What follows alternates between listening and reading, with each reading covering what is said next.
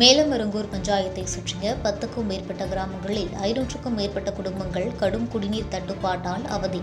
சிவகங்கை மாவட்டம் காளையார்கோவில் யூனியனுக்கு உட்பட்ட மேலமருங்கூர் பஞ்சாயத்தின் விலாங்குளம், பிடிக்குளம், மருதங்குடி, அல்லிவயல், நேமம், பீக்குளம் உள்ளிட்ட 10க்கும் மேற்பட்ட கிராமங்களில் 500க்கும் மேற்பட்ட குடும்பங்கள் குடிநீர் பிரச்சினையால் கடும் சிரமத்துக்கு உள்ளாகியுள்ளன.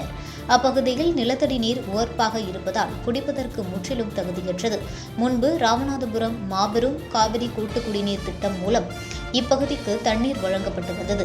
ஆனால் கடந்த 5 ஆண்டுகளாக அந்த திட்டத்தின் மூலம் நீர் விநியோகம் நிறுத்தப்பட்டதால் மக்கள் குளம் மற்றும் ஊரணிகளில் இருந்து தண்ணீர் எடுத்து பயன்படுத்தும் நிலை ஏற்பட்டுள்ளது. பஞ்சாயத்தின் மூலம் அமைக்கப்பட்ட ஆழ்துளை கிணறுகளின் நீரும் உவர்ப்புத்தன்மை கொண்டதால் பலர் தனியார் லாரிகளில் வரும் குடிநீரையே நம்பி வாழ்ந்து வருகின்றனர்.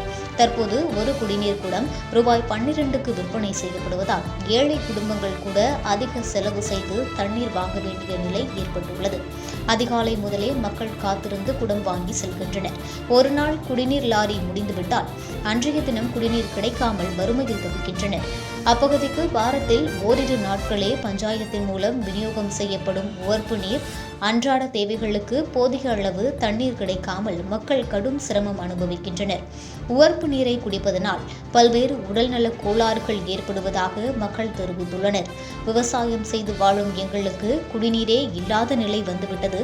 மீண்டும் காவிரி கூட்டு குடிநீர் திட்டத்தின் மூலம் குடிநீர் வழங்க வேண்டும்.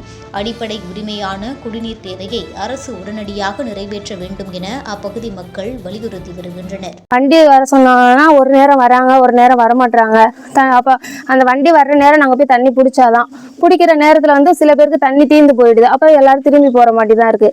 ஸோ உப்பு தண்ணி வருது, அந்த உப்பு தண்ணியில் குளிக்கிறோம் வைக்கிறோம், பிள்ளைங்களுக்கு இன்ஃபெக்ஷன் ஆகுது, தொழுநோய்னா வருது, ஹாஸ்பிட்டல் ஒய்யாமல் தூக்கிட்டு அலைய முடியல. அந்த உப்பு தண்ணி குடிக்கிறதுனால சின்ன பிள்ளைங்களுக்கெல்லாம் சளி, கோல்டு இந்த மாதிரி பிடிச்சிருது. ரொம்ப சிரமமாக இருக்குண்ணே, எங்களால் முடியலை. குடி தண்ணீர் வேணும்.